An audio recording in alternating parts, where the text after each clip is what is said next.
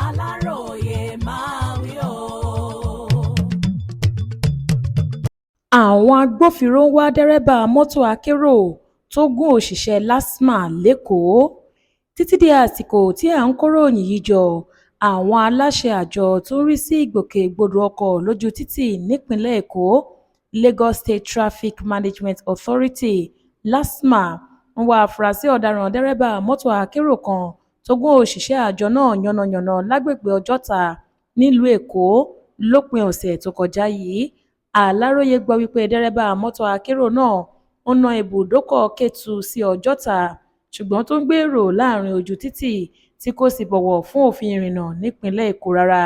Nítorí pé ó tàpá sófin ìrìnnà ọ̀hún ni òṣìṣẹ́ àjọ náà kan ṣe fẹ́ fọwọ́ òfin mú un, ṣùgbọ́n tó fà akẹ́kọ̀ọ́ pé láì kò sóhun tó jọ bẹ́ẹ̀.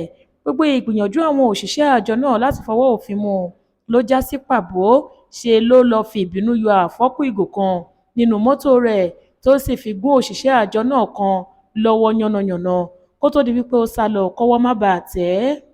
Alukoro ètò ìròyìn fún àjọ náà, Adébáyọ̀ Taofeek, fìdí ìṣẹ̀lẹ̀ ọ̀hún múlẹ̀ fáwọn oníròyìn lọ́jọ́ Àìkú Sunday, ọjọ́ 15 oṣù kejì ọdún yìí lórí ẹ̀rọ ayélujára rẹ̀ pé àjọ náà ń wá afurasí ọ̀daràn dẹ́rẹ́bà mọ́tò kan tí nọ́mbà ìdánimọ̀ mọ́tò rẹ̀ jẹ́ EKY 693YK tí wọ́n fẹ́ fọwọ́ òfin mú lágbègbè Ọjọ́ta nílùú Èkó nítorí pé ó lu òfin ìrìnnà, ṣùgbọ́n èyí tí ìbá fi jọ̀wọ́ ara rẹ̀ sílẹ̀ ṣe ló dojú ìjà kọ wọ́n tó sì padà ṣe wọ́n léṣe gidi.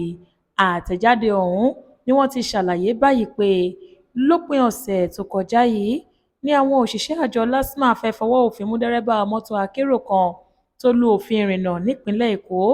Mọ́tò náà ń ná ibùdókọ̀ Kétu sí Ọjọ́ta nílùú Èkó, ṣùgbọ́n nígbà tó dé ibùdókọ̀ Ọjọ́ta níṣẹ́ ló dúró sí àárín ọ̀nà tó ṣílẹ̀kùn mọ́tò rẹ̀ sílẹ̀ gbalaja tó bẹ̀rẹ̀ sí ní pe èrò wọnú mọ́tò náà.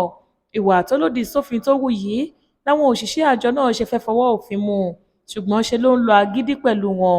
Nígbà tọ́rọ̀ náà le díẹ̀ ló bá fi ìbínú lọ yọ àfọ́kù ìgò nínú mọ́tò rẹ̀, ó bẹ̀rẹ̀ sí ní fi halẹ̀ mọ́ àwọn èèyàn yẹn. Lópin ohun gbogbo, ó fi àfọ́kù ìgò náà ṣe ọ̀kan lára wọn léṣe gidi ni. Nígbà tó rí wípé ohun tóun ṣe kò dáa ló bá sá lọ. Alukoro ní àwọn ń ṣèwádìí nípa ìṣẹ̀lẹ̀ ọ̀hún lọ́wọ́ táwọn sì máa fọwọ́ òfin mú afurasí ọ̀daràn dẹ́rẹ́bà mọ́tò náà láìpẹ́ rárá.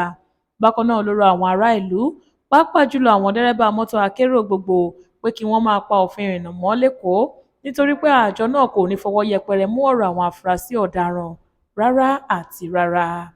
Adéwálé Adéoyè ló ṣe àkójọpọ̀ ìròyìn yìí fún ìkànnì Aláròyé Online TV.